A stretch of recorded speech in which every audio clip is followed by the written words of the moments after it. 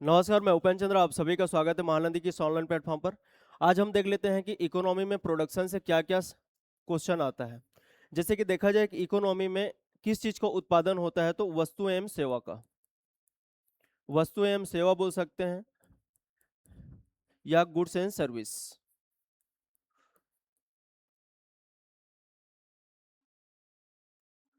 वस्तु का मतलब क्या होता है, तो जितने भी आपके मैन्युफैक्चरिंग प्रोडक्ट होता है, मैन्युफैक्चरिंग या विनिर्मित वस्तुएं, पेन पेंसिल से लेकर आपके एसी फ्रिज कूलर, ये सब चीज़ क्या है पूछा जाए तो मैन्युफैक्चरिंग प्रोडक्ट है, या इसको हम बोलते हैं विनिर्मित वस्तु। सर्विस में आपका रेलवे है, बैंकिंग है, एजुकेशन है, हेल्थ सेक्टर है, ये सब आता है आपके सर्विस के अंतर्गत। तो किसी भी इकोनॉमी में इन्हीं सब चीज का उत्पादन होता है, और उत्पादन को मापने के लिए चार अलग अलग कॉन्सेप्ट अपनाए जाते हैं, जैसे कि GDP, gross domestic product, GNP, gross national product, NDP, net domestic product, और एनएनपी, नेट नेशनल प्रोडक्ट। इन चारों में जो सबसे अच्छा उत्पादन को मापता है उसी को हम राष्ट्रीय आय के रूप में जानते हैं, या नेशनल इनकम बोलते हैं। तो नेशनल इनकम किसको कहा जाता है, इसको हम आगे चल करके देखेंगे। इन्हीं चार में से एक को क्या बोला जाता है, नेशनल इनकम। जो वस्तु एवं सेवाओं के उत्पादन को सबसे अच्छे तरीके से मापेगा उसी को ही हम बोलेंगे क्या, नेशनल इनकम। तो देख लेते हैं कि यहां से संबंधित क्या क्या क्वेश्चन एग्जाम में पूछे जाते हैं। तो आपके एग्जाम में क्वेश्चन जीडीपी से और नेशनल इनकम से ज्यादा क्वेश्चन पूछा जाता है। सबसे पहले क्वेश्चन आता है कि जीडीपी और नेशनल इनकम या राष्ट्रीय आय क्या है। तो ये दोनों, एक तो अर्थव्यवस्था में आर्थिक वृद्धि के मापक है, अर्थव्यवस्था में आर्थिक वृद्धि हो रही है कि नहीं इसको दर्शाता है। दूसरा, इनका संबंध है कि किसी भी देश के अर्थव्यवस्था के आकार को दर्शाते हैं। तो दो बातें ध्यान में रखना है, एक तो आर्थिक वृद्धि के मापक है ये, आर्थिक विकास, सॉरी, आर्थिक वृद्धि। आगे हम लोग देखेंगे कि आर्थिक वृद्धि और आर्थिक विकास में अंतर होता है। तो आर्थिक वृद्धि और अर्थव्यवस्था के आकार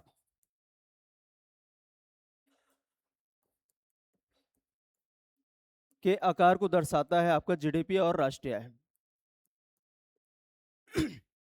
तो जीडीपी और नेशनल इनकम क्या दर्शाते हैं पूछा जाता है, एक तो इकोनॉमी के साइज को बताते हैं कि कितना बड़ा इकोनॉमी है, और दूसरा ये इकोनॉमिक ग्रोथ का मापक है या इकोनॉमिक ग्रोथ को काउंट करता है।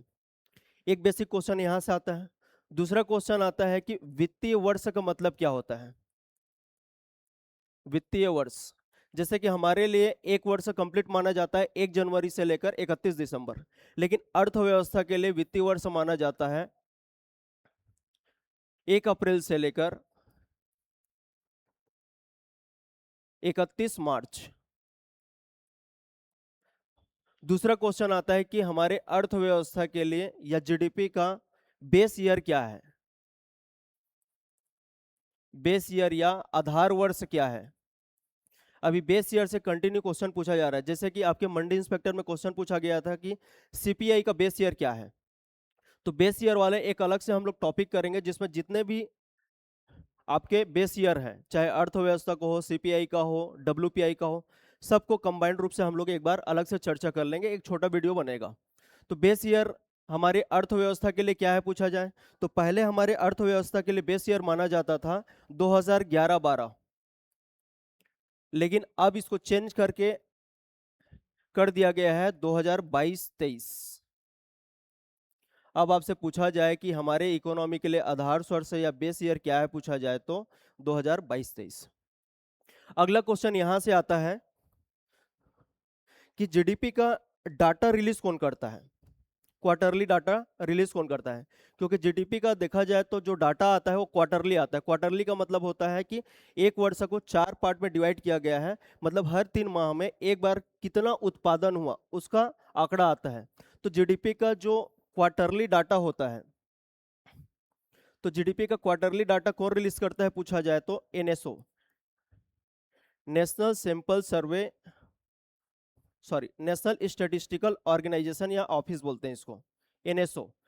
एनएसओ आता है ministry of statistic and programme implementation, एक मंत्रालय जिसके अंतर्गत एक काम करता है। तो जीडीपी का जो क्वार्टरली डाटा होता है कौन रिलीज करता है, तो एनएसओ। किस मिनिस्ट्री के अंतर्गत आता है पूछा जाए तो मोस्पी या ministry of static and programme implementation. तो एक बात ये ध्यान में रखना है। दूसरा, राष्ट्रीय आय या नेशनल इनकम से जो बेसिक क्वेश्चन पूछा जाता है इसको ध्यान में रखना है आपको कि नेशनल इनकम से क्या क्या क्वेश्चन आता है। तो नेशनल इनकम जैसे कि जीडीपी या उत्पादन को मापने के चार कॉन्सेप्ट है, जीडीपी, जीएनपी, एनडीपी और एनएनपी। तो जो एनएनपी एमपी होता है, सॉरी, एनएनपी एमपी होता है। एनएनपी एमपी का मतलब क्या होता है, net national product at market price. इसका मतलब है कि जीडीपी का आकलन या राष्ट्रीय आय का आकलन किस पे होता है पूछा जाए तो बाजार मूल्य पे होता है। इसीलिए राष्ट्रीय आय किसको बोला जाता है पूछा जाए तो एनएनपी एमपी को, इसको हम राष्ट्रीय आय मानते हैं।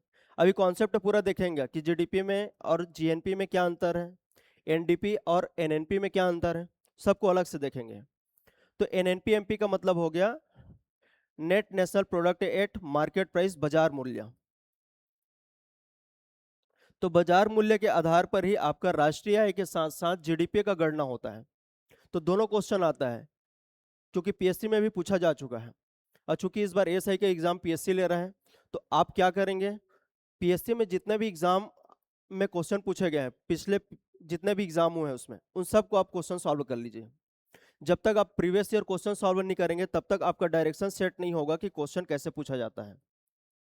तो जीडीपी से कुछ बेसिक क्वेश्चन पूछा जाता है। सबसे पहले जीडीपी में क्या होता है, तो सॉरी, जीडीपी और राष्ट्रीय आय क्या दिखाता है पूछा जाए तो आर्थिक वृद्धि के साथ अर्थव्यवस्था के आकार को दर्शाता है। वित्तीय वर्ष कब से कब माना जाता है तो 1 अप्रैल से 31 मार्च। बेस ईयर क्या है पूछा जाए तो 2022-23। जीडीपी का डाटा कौन रिलीज करता है पूछा जाए तो नेशनल सैंपल सर्वे ऑफिस, जो ministry of static and programme implementation के अंतर्गत आता है। अगला क्वेश्चन आता है कि राष्ट्रीय आय किसको माना जाता है तो एनएनपी एमपी को बोला जाता है। एमपी का मतलब होता है मार्केट प्राइस। दूसरा ध्यान में रखना है कि जीडीपी और राष्ट्रीय आय का आकलन किस पे होता है पूछा जाए तो बाजार मूल्य पे होता है। अब आगे हम लोग देख लेते हैं कि हमको उत्पादन में क्या क्या टॉपिक को कवर करना है। तो सबसे पहले प्रोडक्शन या उत्पादन, किस चीज को उत्पादन पूछा जाए अर्थव्यवस्था में तो गुड्स एंड सर्विस का या वस्तु एवं सेवाओं का।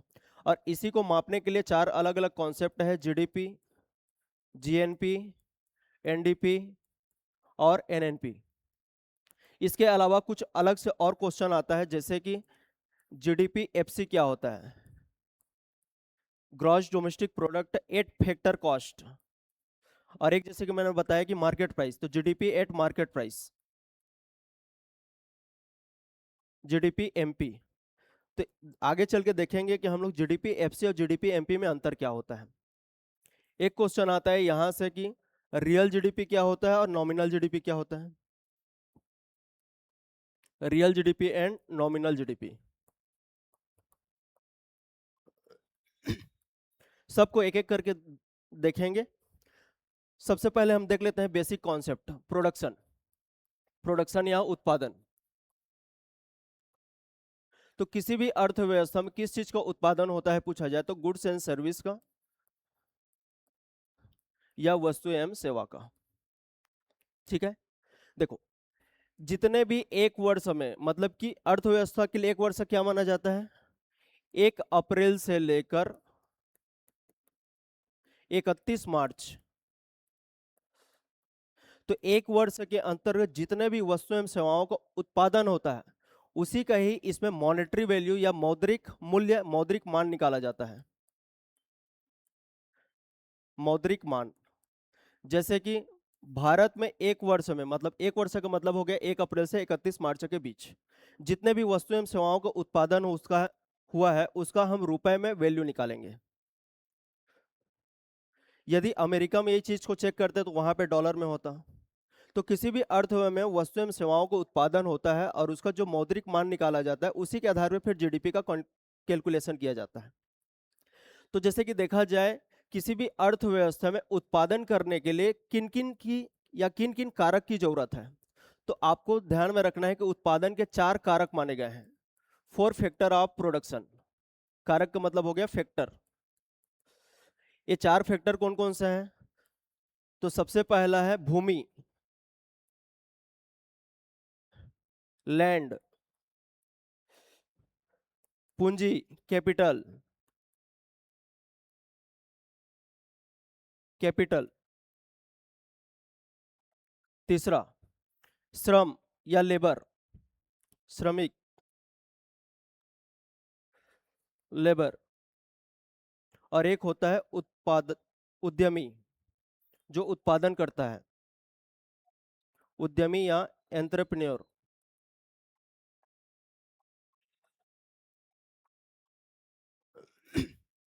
तो किसी भी चीज के उत्पादन करने के लिए इन 4 कारक का होना आवश्यक है। और इन 4 कारक से संबंधित एक लागत होता है।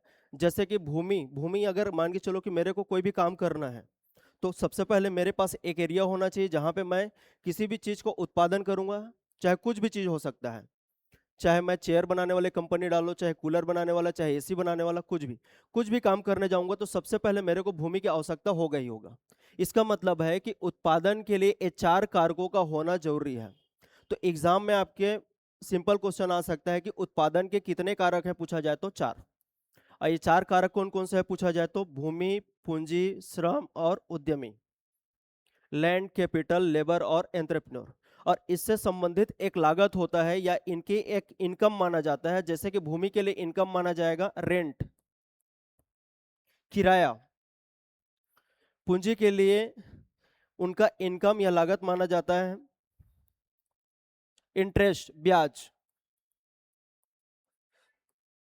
लेबर को मिलेगा वेजेस या सैलरी। उद्यमी को मिलेगा रिस्क के बदले प्रॉफिट, प्रॉफिट। अब देखा जाए तो इन चारों चीजों को ही हम क्या बोलते हैं, तो इसी को ही हम बोलते हैं फैक्टर कॉस्ट, फैक्टर कॉस्ट। आगे चल के हम लोग देखेंगे जीडीपी एफसी। जीडीपी एफसी का मतलब क्या होता है? जीडीपी एट फैक्टर कॉस्ट, यही है वो। जब जीडीपी का कैलकुलेशन हम इसी पे करेंगे तो जैसे कि देखा जाए फैक्टर कॉस्ट में क्या अभी ब्याज शामिल है क्या? तो याद रखना है कि फैक्टर कॉस्ट में किसी भी तरीके का किसी भी तरीके का आपका टैक्स शामिल नहीं होता है, कर शामिल नहीं होता है। तो आगे देखेंगे हम लोग मार्केट प्राइस और फैक्टर कॉस्ट में अंतर क्या होता है, तो टैक्स का ही होता है। क्योंकि फैक्टर कॉस्ट में आपका टैक्स शामिल नहीं होता, जबकि मार्केट प्राइस में टैक्स शामिल होता है। अब सबसे पहले देख लेते हैं कि किसी भी देश में उत्पादक कौन कौन हो सकता है। हमने देख लिया कि 4 कारक हैं उत्पादन के। अब देख लेते हैं कि उत्पादक कौन होता है। तो देखा जाए किसी भी देश में उत्पादक उस देश के मूल निवासी भी हो सकता है, उस देश का रहने वाला भी हो सकता है, और दूसरा विदेशी भी हो सकता है। जैसे कि भारत में देखा जाए तो भारत में भारतीय कंपनी के साथ साथ विदेशी कंपनी भी उत्पादन कर रहे हैं। इसका मतलब है कि उत्पादक के अंतर्गत यदि आपको पूछा जाए घरेलू क्षेत्र के अंतर्गत उत्पादक किसको माना जाता है, तो वहां के मूल निवासी के साथ साथ विदेशी व्यक्ति। तो घरेलू क्षेत्र डोमेस्टिक एरिया या डोमेस्टिक प्रोडक्ट का मतलब क्या होता है पूछा जाए तो जहां पे एक किसी भौगोलिक क्षेत्र के अंतर्गत वहां पे रहने वाले मूल निवासी के साथ साथ विदेशियों द्वारा उत्पादित उत्पादन। तो उत्पादक मूल निवासी भी होता है और विदेशी भी होता है, तो इसको भी ध्यान में रखना है। अब देख लेते हैं हम कॉन्सेप्ट। सबसे पहले कॉन्सेप्ट हम लोग समझेंगे जीडीपी का। जीडीपी किसको बोलते हैं? जीडीपी या gross domestic product, gross domestic product, सकल घरेलू उत्पाद, सकल घरेलू उत्पाद। तो एक वर्ष का मतलब हो गया वित्तीय वर्ष के अंतर्गत देश के घरेलू क्षेत्र, घरेलू क्षेत्र के अंतर्गत अंतिम रूप से उत्पादित वस्तु एवं सेवाओं के मौद्रिक मान को जीडीपी कहा जाता है। तो वस्तु एवं सेवाओं का अंतिम मौद्रिक मान, तो अंतिम वस्तु का मतलब क्या होता है इसको देखेंगे, क्योंकि जीडीपी में अंतिम वस्तु का ही मौद्रिक मान शामिल होता है, मध्यवर्ती वस्तु का मौद्रिक मान शामिल नहीं होता है। अभी देखेंगे मध्यवर्ती वस्तु का मतलब क्या होता है। जैसे कि देखा जाए, किसी भी चीज को बनाने के लिए हमको रॉ मटेरियल की जरूरत होती है। जैसे कि देखा जाए हमको कार बनाना है, तो कार बनाने के लिए हमको किन किन चीजों की जरूरत होगी। तो कार बनाने के लिए हमको देखा जाए तो स्टील की भी जरूरत है, टायर की भी जरूरत है, साथ ही उसमें लगने वाले मशीन की जरूरत है। ये सब कार बनाने के लिए रॉ मटेरियल है। तो देखा जाए तो अर्थव्यवस्था में अंतिम किसको माना जाएगा, तो अंतिम वस्तु माना जाएगा जो रॉ मटेरियल से तैयार वस्तु है, जो अन्य जगह रॉ मटेरियल के रूप में यूज नहीं हो सकता। जैसे कि कार है, कार को हम अन्य जगह यूज नहीं कर सकते। जैसे कि गेहूं है, गेहूं अंतिम वस्तु नहीं है, क्योंकि गेहूं से बनाया जाता है आटा, और आटा भी अंतिम वस्तु नहीं है, क्योंकि आटा से बनाया जाता है ब्रेड। तो जीडीपी में किसके प्राइस को शामिल किया जाएगा, तो ब्रेड का। किसका शामिल किया जाएगा, तो कार का। तो याद रखना है जीडीपी में अंतिम वस्तु का ही मौद्रिक मान को शामिल किया जाता है। तो अंतिम वस्तु का मतलब समझ गए। तो इनको हम बोलते हैं मध्यवर्ती वस्तु। गेहूं और आटा क्या हो जाएगा, तो मध्यवर्ती वस्तु। मध्यवर्ती वस्तु या इंटरमीडिएट प्रोडक्ट। तो याद रखना है कि जीडीपी में फाइनल प्रोडक्ट के प्राइस ही शामिल होता है। अंतिम वस्तु का मतलब होता है फाइनल प्रोडक्ट।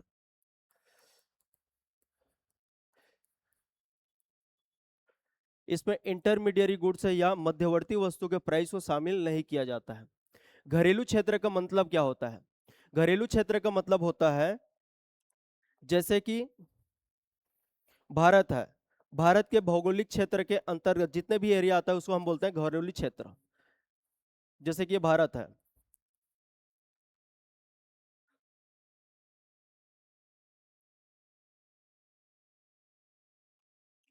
इसके अंतर्गत जितने भी एरिया आ रहा है ये सब आएगा घरेलू क्षेत्र में। तो भारत में देखा जाए तो भारत के मूल निवासी भी रहते हैं, इंडियन भी रहते हैं, और साथ में फॉरेनर भी रहते हैं। तो घरेलू क्षेत्र के अंतर्गत जो भी उत्पादन होता है, चाहे भारतीयों के द्वारा हो चाहे विदेशियों के द्वारा हो, वो सब आ जाता है जीडीपी में। तो जीडीपी में भारतीयों के साथ साथ विदेशियों के द्वारा भी उत्पादन, जो भी उत्पादित वस्तु है उनको भी शामिल किया जाता है। वित्तीय वर्ष का मतलब क्या होता है पूछा जाए तो 1 अप्रैल से लेकर 31 मार्च।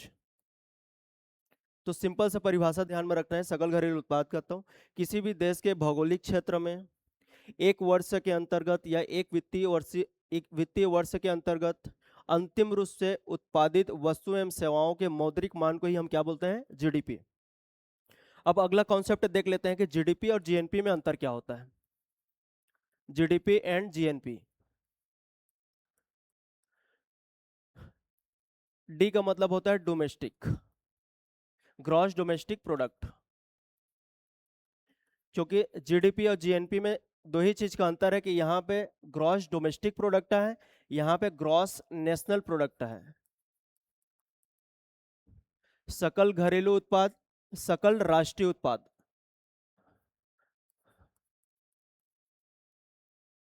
तो राष्ट्रीय और घरेलू के अंतर क्या होता है, तो घरेलू के अंतर्गत हम देखें कि एक भौगोलिक क्षेत्र के अंतर्गत जो भी व्यक्ति उत्पादन कर रहा है, चाहे उस देश का मूल निवासी हो चाहे विदेशी, वो सबका शामिल होता है। राष्ट्रीय के अंतर्गत, नेशनल के अंतर्गत केवल उस देश के निवासियों के द्वारा ही या उस देश के जो नागरिक है उनके ही प्रोडक्ट को हम क्या करते हैं, काउंट करते हैं।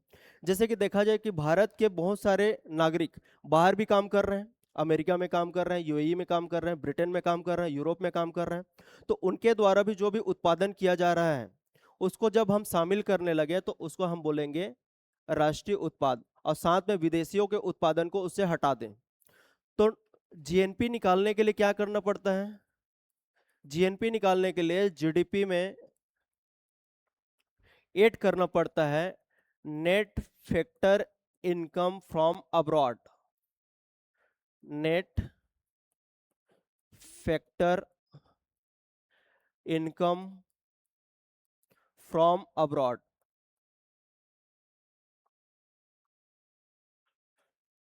या इसको बोला जाता है विदेशों से प्राप्त शुद्ध निवल कारक आय। विदेशों से प्राप्त शुद्ध निवल कारक आय।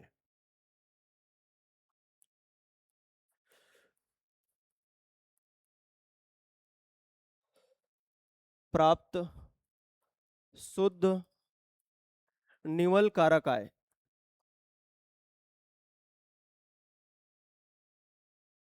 जैसे कि net factor income from abroad में भारतीयों के द्वारा विदेशों से जो भी उत्पादन कर रहे हैं या जो भी उनके इनकम है उनको हम ऐड करते हैं। तो भारतीयों द्वारा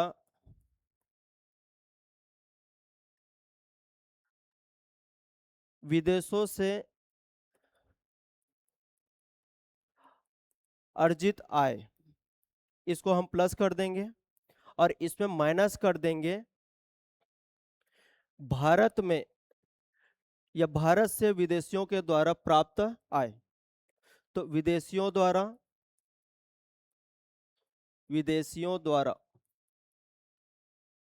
भारत से प्राप्त आय को यदि माइनस कर दिया जाए तो हमारा निकल जाएगा net factor income from abroad. GDP में क्या होता था, देश के भौगोलिक क्षेत्र के अंतर्गत विदेशी के साथ साथ मूल निवासी के ही उत्पादन को शामिल किया जाता था।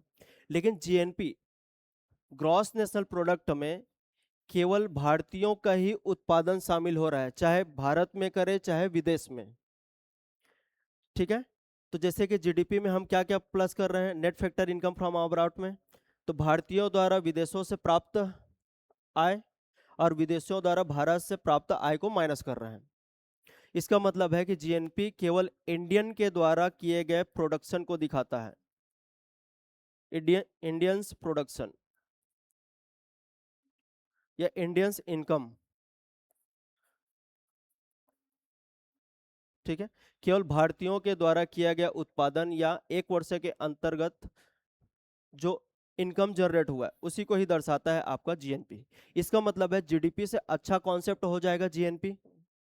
जीडीपी में पूरे भारतीयों को उत्पादन शामिल नहीं हो रहा था, जो विदेशों में हैं उनके उत्पादन को शामिल नहीं कर रहे थे। जबकि जीएनपी के अंतर्गत भारत के भी, भारत में जो रह रहे हैं इंडियन उनका भी शामिल हो रहा है और विदेश में है उनका भी। तो जैसे कि अगर आपसे कोई पूछा जाए, जैसे मारुति सुजुकी कहाँ का कंपनी है? जापानीज कंपनी है। तो मारुति सुजुकी यदि भारत में कार बना रही है, जितने भी कार बनाती है एक वर्ष के अंतर्गत, उसका एक मौद्रिक मान होगा, रुपए में वैल्यू होगा। तो भारत के किस में शामिल होगा? तो भारत के जीडीपी में शामिल होगा, लेकिन जीएनपी में शामिल होगा जापान के। तो जापान के जीएनपी में शामिल हो जाएगा। अब भारत के जीडीपी में शामिल होगा मारुति द्वारा किया गया उत्पादन। ठीक है, यही अंतर है जीडीपी और जीएनपी में। ठीक है, अगला कॉन्सेप्ट देख लेते हैं। ग्रॉस वर्सेस नेट बोलते हैं। जीडीपी और एनडीपी में अंतर क्या है? यहाँ पे जी का मतलब हो गया ग्रॉस डोमेस्टिक प्रोडक्ट, यहाँ पे एन का मतलब हो गया नेट डोमेस्टिक प्रोडक्ट। तो नेट और ग्रॉस में अंतर क्या होता है इसको हमको देखना है। तो हमको शुद्ध उत्पादन चेक करना है या नेट निकालने के लिए क्या करना पड़ता है पूछा जाए तो ग्रॉस में माइनस करना पड़ता है डेप्रिसिएशन। डेप्रिसिएशन का मतलब होता है मूल्यह्रास। जैसे कि देखा जाए जीडीपी में क्या शामिल होता है? मध्यवर्ती वस्तु शामिल होता है कि नहीं? तो नहीं। मध्यवर्ती वस्तु किसको बोलते हैं? तो जो रॉ मटेरियल होता है वो।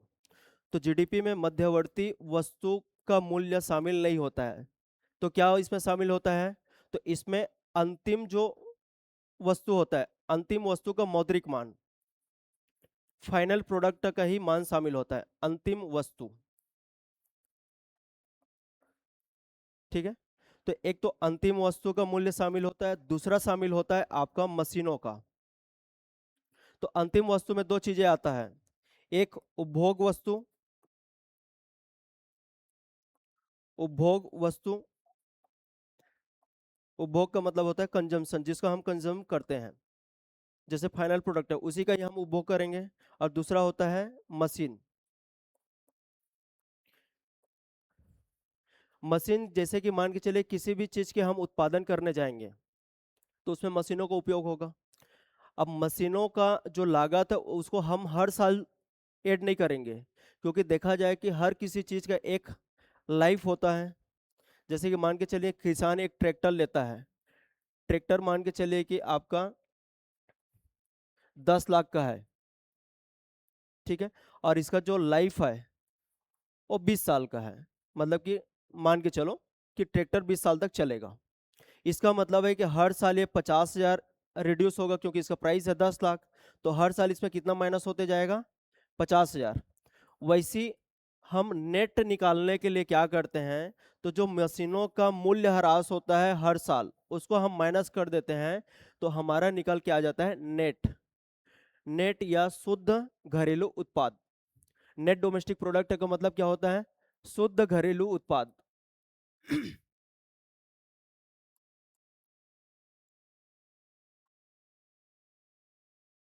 ठीक है। Net domestic product. अब इसको देख लेते हैं कि एनडीपी प्राप्त करने के लिए आपको क्या करना पड़ेगा। तो एनडीपी प्राप्त करने के लिए हमको जीडीपी में माइनस करना पड़ता है क्या? तो डेप्रिसिएशन, मूल्यह्रास। तो हमारा निकल करके आ जाता है क्या? एनडीपी। डेप्रिसिएशन क्या है पूछा जाए तो मशीनों का जो मूल्यह्रास होता है उसमें घिसावट आता है, उसके रख रखाव में, रिपेयरिंग में जो यूज होता है वही डेप्रिसिएशन, उसको हम माइनस कर देंगे। ठीक है। तो ए हो गया आपका एनडीपी। अब देख लेते हैं चारों में क्या क्या चीजें हैं। सबसे पहले जीडीपी का मतलब हो गया एक वर्ष में किसी देश के घरेलू क्षेत्र में अंतिम रूप से उत्पादित वस्तु एवं सेवाओं के मौद्रिक मान को क्या बोलते हैं? तो जीडीपी। जीएनपी प्राप्त करने के लिए क्या करना होता है पूछा जाए तो जीडीपी में net factor income from abroad को ऐड कर दिया जाए तो निकल जाता है GNP, gross national product. NDP निकालने के लिए क्या करना पड़ता है पूछा जाए तो जीडीपी में माइनस करना पड़ता है डेप्रिसिएशन, तो हमको प्राप्त हो जाता है क्या? एनडीपी। और एनएनपी यदि प्राप्त करना है, नेट नेशनल प्रोडक्ट प्राप्त करना है, तो सबसे पहले जीडीपी में क्या करेंगे? जीडीपी में net factor income from abroad को ऐड कर दीजिए और इसमें माइनस कर दीजिए डेप्रिसिएशन को। तो हमारा निकल जाएगा क्या? नेट नेशनल प्रोडक्ट, शुद्ध राष्ट्रीय उत्पाद। जैसे कि जीडीपी है, जीडीपी में net factor income from abroad add होता है, तो जो डी होता है, जो डी होता है वो किस में कन्वर्ट हो जाता है? नेशनल में। जब जीडीपी में डेप्रिसिएशन माइनस होता है तो जो जी होता है वो नेट में कन्वर्ट हो जाता है। इस तरीके से आपको ध्यान में रखना है। तो देखा जाए तो नेट नेशनल प्रोडक्ट दो बातें दर्शा रहा है। एक तो ये शुद्ध रूप से बढ़ोतरी को माप रहा है, शुद्ध बढ़ोतरी को दिखाता है, नेट इंक्रीमेंट को दिखा रहा है।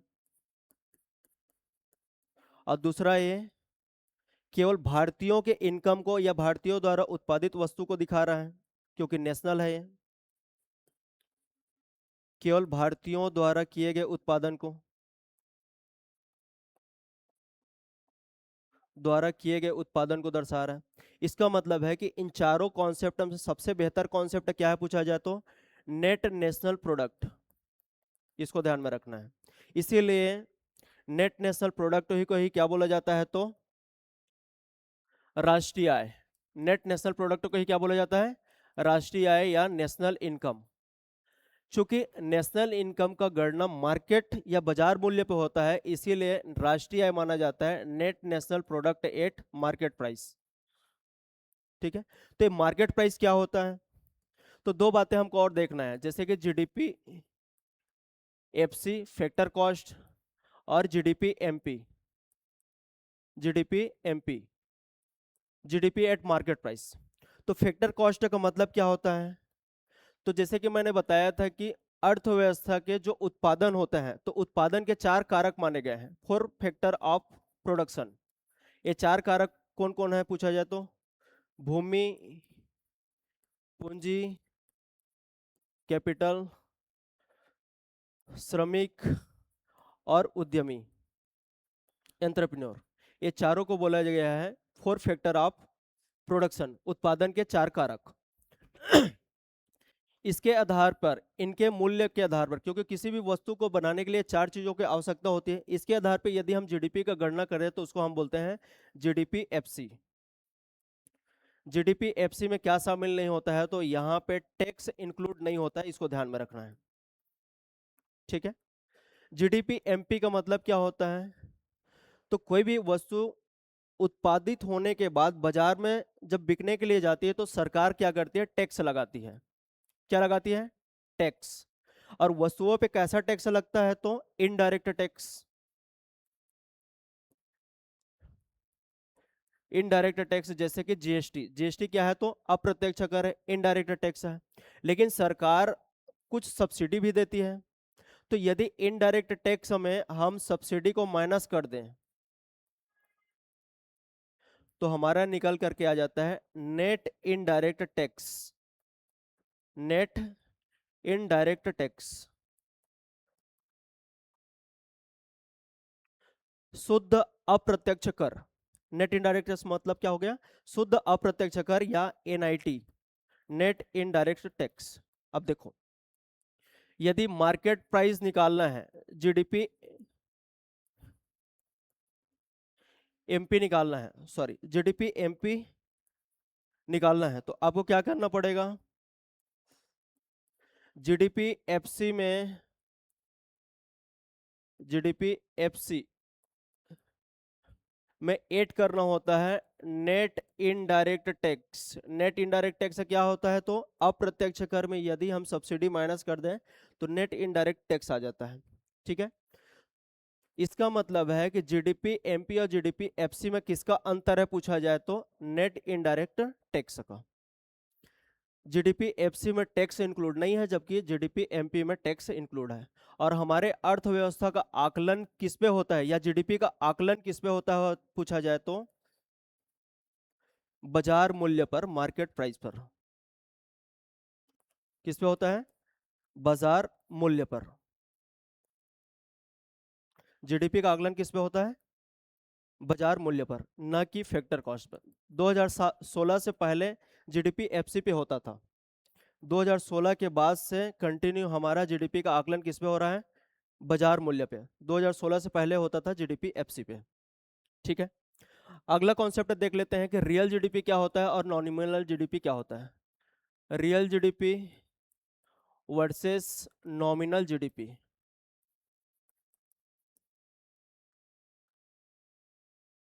Real GDP versus nominal GDP. तो जो रियल जीडीपी होता है, इसका आकलन या गणना किया जाता है बेस ईयर के प्राइस पे, बेस ईयर के प्राइस पर। जैसे कि देखा जाए तो अभी हमारे अर्थव्यवस्था के लिए बेस ईयर क्या है? तो 2022-23। अब मान के चलिए किसी भी वस्तु का 2022-23 में कितना प्राइस रहा होगा, उसके आधार पे यदि हम जीडीपी का निकालें तो उसको हम बोलेंगे क्या? Real GDP. लेकिन नॉमिनल जीडीपी जो होता है, ये आपके करंट प्राइस पे निकाला जाता है, वर्तमान मूल्य पे निकाला जाता है, करंट प्राइस। तो जैसे कि देखा जाए, जो भी वस्तु का दाम 2022-23 में रहा होगा, जरूरी नहीं कि आज भी उतना ही हो। जैसे कि मान के चलिए कि एक मार्कर है, मार्कर का मूल्य 2022-23 में मान के चलिए कि 20 रुपए था। कितना था? 20 रुपए।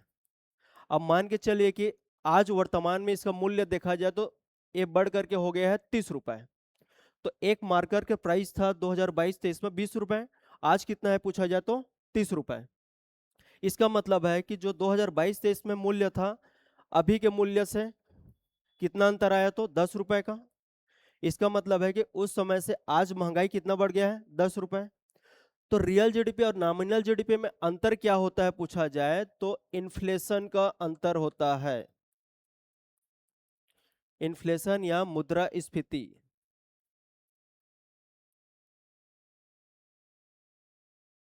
ठीक है, क्योंकि इस समय जिस वस्तु का प्राइस था 20 रुपए, उसका मूल्य हो गया है 30 रुपए। इसका मतलब है कि कितना परसेंट इंक्रीज हो गया है। तो जैसे कि देखा जाए तो आप परसेंटेज निकालेंगे तो 10 रुपए महंगा हुआ है, पहले प्राइस था 20 रुपए, तो 20 पंचे 100, इसका मतलब है कि 50% महंगाई बढ़ चुका है। तो रियल जीडीपी और नॉमिनल जीडीपी में अंतर किस चीज का होता है पूछा जाए तो मुद्रास्फीति का, महंगाई का, इन्फ्लेशन का। इन्फ्लेशन का सिंपल अर्थ है महंगाई। तो अगर आपसे पूछा जाए रियल जीडीपी और नॉमिनल जीडीपी में अंतर क्या होता है तो इन्फ्लेशन का होता है। दूसरा क्वेश्चन यहां से आता है कि रियल जीडीपी और नॉमिनल जीडीपी क्या दर्शाता है। तो रियल जीडीपी आपके वास्तविक वृद्धि को दिखाता है। वास्तविक वृद्धि, रियल ग्रोथ। रियल ग्रोथ को क्या दिखाता है या कौन दिखाता है, तो याद रखना है रियल जीडीपी दिखाता है रियल ग्रोथ को। ये अगर रियल जीडीपी बढ़ रहा है इसका मतलब है कि वास्तविक वृद्धि हो रहा है। तो वास्तविक वृद्धि तभी माना जाएगा जब रियल जीडीपी में वृद्धि होगा। जब तक रियल जीडीपी वृद्धि नहीं होगा तब तक आर्थिक वृद्धि नहीं माना जाएगा। इस बात को ध्यान में रखना है, ये क्वेश्चन पूछा जा सकता है। ठीक है, वास्तविक वृद्धि को क्या दिखाता है तो रियल जीडीपी। तो नॉमिनल जीडीपी क्या दिखाता है तो अर्थव्यवस्था के आकार को दिखाता है। ये साइज ऑफ इकोनॉमी, अर्थव्यवस्था का आकार। ठीक है, इसको ध्यान में रखना है। तो रियल जीडीपी क्या दिखाता है तो वास्तविक वृद्धि। नॉमिनल जीडीपी या नाम मात्र की जीडीपी क्या दिखाता है पूछा जाए तो अर्थव्यवस्था का आकार। ठीक है, रियल जीडीपी की गणना बेस ईयर पे होता है जबकि नॉमिनल जीडीपी का गणना करंट प्राइस पे होता है। दोनों के मध्य अंतर क्या होता है पूछा जाए तो इन्फ्लेशन का। बस इतना बातें ध्यान में रखना है। देखिए, अब रियल जीडीपी निकालने के लिए क्या किया जाता है, तो रियल जीडीपी निकालने के लिए nominal GDP upon GDP deflator, upon GDP deflator. Deflator का मतलब होता है अस्फायक। अर्थव्यवस्था में हिंदी के शब्द और ज्यादा मुश्किल है कंपेयर टू इंग्लिश के, तो आपको ध्यान में रखना है दोनों चीजों को। हिंदी के साथ साथ इंग्लिश के शब्द भी आपको आना चाहिए। तो ए फार्मूला होता है रियल जीडीपी निकालने का। अब हम समझ लेते हैं कि ए जीडीपी डिफ्लेटर क्या होता है। तो जीडीपी डिफ्लेटर एक इंडेक्स नंबर है। क्या है, इंडेक्स नंबर। इसका संदर्भ समय होगा। संदर्भ समय का मतलब होता है बेस ईयर, समय, बेस ईयर 2022-23। ठीक है, और इसका से एक होता है संदर्भ मान। याद रखना है जो जीडीपी डिफ्लेटर क्या है पूछा जाता है, एक इंडेक्स नंबर है जिसका एक संदर्भ मान होता है। संदर्भ मान का मतलब हो गया बेस ईयर 2022-23। इसका मान हमेशा 100 होता है। कितना होता है, 100। और जैसे जैसे इन्फ्लेशन बढ़ते जाता है वैसी वैसी जीडीपी डिफ्लेटर में भी वृद्धि होते जाती है। जैसे कि मैंने बताया कि एक वस्तु का मूल्य 2022-23 में 20 रुपए था, एक मार्कर का मूल्य कितना था, 20 रुपए। आज उसका मूल्य बढ़ करके हो गया है 30 रुपए। तो इसमें 50% का क्या हुआ है, वृद्धि हुआ है। तो जीडीपी डिफ्लेटर क्या होता है, जीडीपी डिफ्लेटर ही आपके इन्फ्लेशन को काउंट करता है, मुद्रास्फीति का मापक है। तो इसका मान पहले कितना था, 100 था, और अभी चूंकि 50% बढ़ चुका है तो इसका मान हो जाएगा 150, क्योंकि 50% महंगाई बढ़ गया है। तो जीडीपी डिफ्लेटर क्या दिखा रहा है तो इन्फ्लेशन। अब रियल जीडीपी का आकलन कैसे करते हैं इसको देख लो। जैसे कि मान के चलिए कि 2022-23 में 10 वस्तु का प्रोडक्शन हुआ और इस वस्तु का प्राइस था 100 रुपए।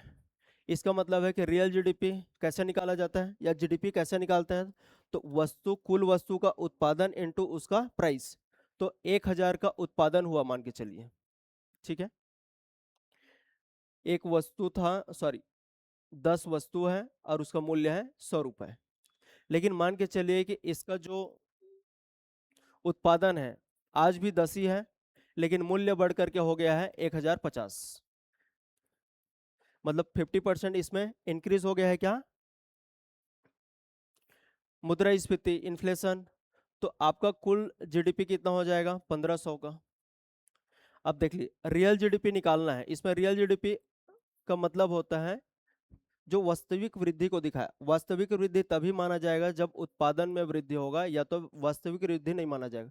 इसको किसी दिन हम अलग से और टॉपिक में समझ लेंगे क्योंकि ब्रॉड कॉन्सेप्ट है। तो मान के चलिए कि हमारा आंसर आना चाहिए ए, क्योंकि आधार वर्ष में भी इतने ही का उत्पादन हो रहा था।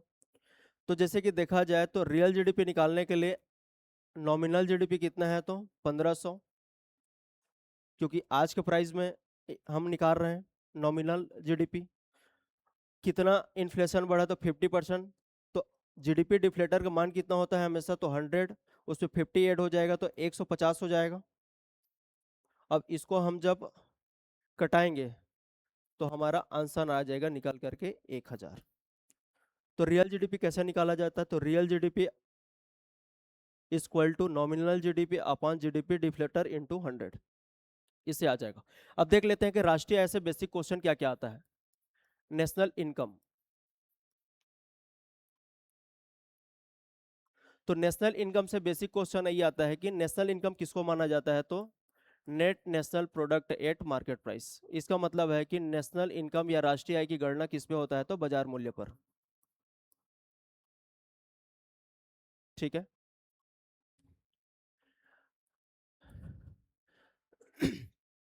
अब इसको देख लेते हैं कि यहाँ से क्वेश्चन क्या क्या आता है।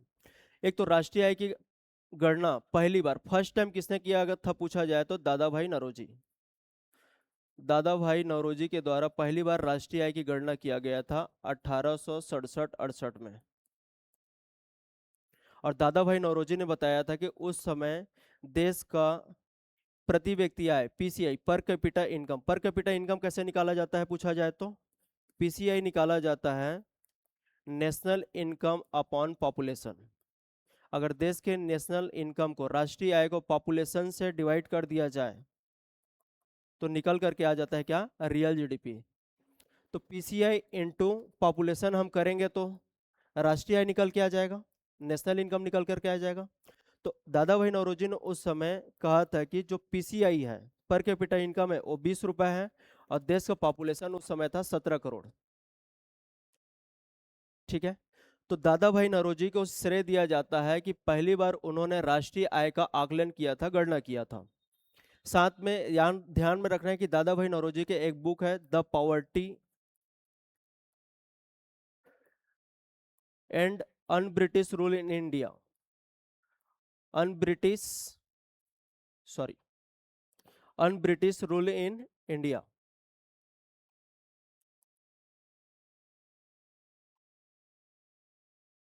अन ब्रिटिश रूल इन इंडिया, ठीक है। दादा भाई नौरोजी एक बार ब्रिटेन गए और उन्होंने वहां पे देखा कि ब्रिटेन के लोगों के पास पर्याप्त अधिकार है, फंडामेंटल राइट है, वो सारे अधिकार इंडिया में नहीं था।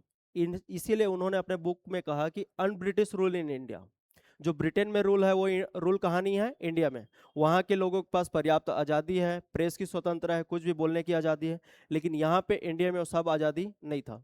इसीलिए उन्होंने कहा un British rule in India. तो un British rule in India में उन्होंने दो तीन बातों का जिक्र किया था, उसको ध्यान में रखना है क्योंकि ये क्वेश्चन बार बार पूछा गया है। एक तो इन्होंने पहली बार इसी में ही पॉवर्टी के बारे में, गरीबी का आकलन किया था। दूसरा नेशनल इनकम या राष्ट्रीय आय का आकलन किया था। और तीसरा इसमें ड्रेन ऑफ वेल्थ, धन की निकासी के बारे में उन्होंने बताया था। तो फेमस बुक है क्योंकि इससे बार बार क्वेश्चन पूछा गया है, इसको ध्यान में रखना, ड्रेन ऑफ वेल्थ। ठीक है। तो पहला क्वेश्चन आपसे पूछा जाएगा कि नेशनल इनकम की गणना पहली बार किसने किया था पूछा जाए तो दादा भाई नौरोजी के ध्यान में रखना है। नेशनल इनकम किसको बोला जाता है पूछा जाए तो net national product at market price को बोला जाता है। दूसरा, वैज्ञानिक आधार पर, वैज्ञानिक आधार पर नेशनल इनकम की गणना पहली बार किसने किया था पूछा जाए तो वी के आर बी राव, वी के आर बी राव ने वैज्ञानिक पद्धति से पहली बार राष्ट्रीय आय की गणना किया था। वी के आर बी राव ने, वी के आर बी राव 1931 में। ठीक है। फिर उसके बाद क्वेश्चन पूछा जाता है कि सरकार द्वारा पहली बार राष्ट्रीय आय की गणना कब किया था तो वाणिज्य मंत्रालय ने, या वाणिज्य मंत्रालय कॉमर्स मिनिस्ट्री के के द्वारा, वाणिज्य मंत्रालय के द्वारा राष्ट्रीय आय की गणना पहली बार 1948-49 में किया गया था। ठीक है। फिर राष्ट्रीय आय की गणना किसने किया इसके बाद तो 1956 से कंटिन्यू आपके सीएसओ कर रहा है, सेंट्रल स्टैटिस्टिकल ऑफिस, केंद्रीय सांख्यिकी कार्यालय, 1956 से। लेकिन इसको भी अभी इनोसो के अंतर्गत शामिल कर लिया गया है। तो क्वेश्चन को ध्यान में रखना है कि दोनों में से क्या पूछा गया है। सीएसओ केंद्रीय सांख्यिकी कार्यालय या सेंट्रल स्टैटिस्टिकल ऑफिस 1956 से यही कर रहा है। और ए भी मिनिस्ट्री कौन सा आता है पूछा जाए तो ministry of MOSPI, MOSPI ministry of statistic and programme implementation. ठीक है। तो ये बेसिक क्वेश्चन है जो आपके जीडीपी और नेशनल इनकम से पूछा जाएगा, इसको आपको ध्यान में रखना है। कोई भी एग्जाम में आप जा रहे हैं कि किसी भी एग्जाम को टारगेट कर रहे हैं और एग्जाम देने से पहले आप इन सब चीज़ों को एक बार रिवाइज कर लीजिए। और हर एग्जाम में क्वेश्चन यहाँ से पूछा जाता है, हर एग्जाम के लिए इंपॉर्टेंट है। तो आप अच्छा से इन टॉपिक को कवर करते चलिए, एक बार तैयार कीजिए और उसी को बार बार रिविजन करते रहिए, ताकि आपका एक ही बार का मेहनत आपका बार बार काम आना आना चाहिए। तो इस बात को आप ध्यान में रखें। तब तक के लिए धन्यवाद। नेक्स्ट वीडियो में मिलते हैं।